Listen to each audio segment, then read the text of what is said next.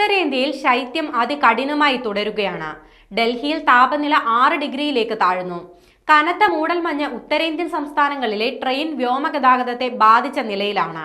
ഡൽഹി, രാജസ്ഥാൻ, പഞ്ചാബ്, ഹരിയാന, ഉത്തർപ്രദേശ് എന്നീ സംസ്ഥാനങ്ങളിൽ 5 മുതൽ 8 ഡിഗ്രി സെൽഷ്യസ് വരെയാണ് കുറഞ്ഞ താപനില. ഉത്തരാഖണ്ഡ്, ഹിമാചൽ പ്രദേശ്, ജമ്മു കാശ്മീർ എന്നിവിടങ്ങളിൽ താപനില -ഡിഗ്രിയിൽ താഴെയായി. അതിശൈത്യം കാരണം നോയിഡയിൽ 8 വരെയുള്ള ക്ലാസുകൾക്ക് അവധി പ്രഖ്യാപിച്ചിരിക്കുകയാണ്.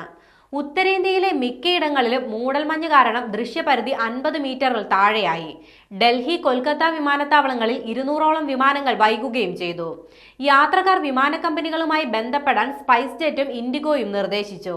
റെയിൽ ഗതാഗതത്തെ ബാധിച്ച ഉത്തരേന്ത്യയിലെ മൂടൽമഞ്ഞ് കാരണം 24 ട്രെയിനുകൾ വൈകി.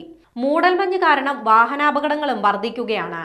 പഞ്ചാബിലെ ബത്തിണ്ടയിൽ ട്രക്കും ബസും കൂട്ടിയിടിച്ച് 24 പേർക്കാണ് പരിക്കേറ്റത്. ജമ്മു കാശ്മീരിൽ താപനില -ഡിഗ്രിയിലേക്ക് താഴ്ന്നതോടെ ദാൽ തടാകം ഉൾപ്പെടെ തണുത്തുറഞ്ഞ കാഴ്ച കഴിഞ്ഞ ദിവസങ്ങളിൽ മാധ്യമങ്ങളിൽ വാർത്തയായിരുന്നു. ജനജീവിതം സ്തംഭിപ്പിക്കുന്ന തരത്തിലാണ് നിലവിൽ ഉത്തരേന്ത്യയിൽ അതിശൈത്യം പിടിമുറുക്കുന്നത്.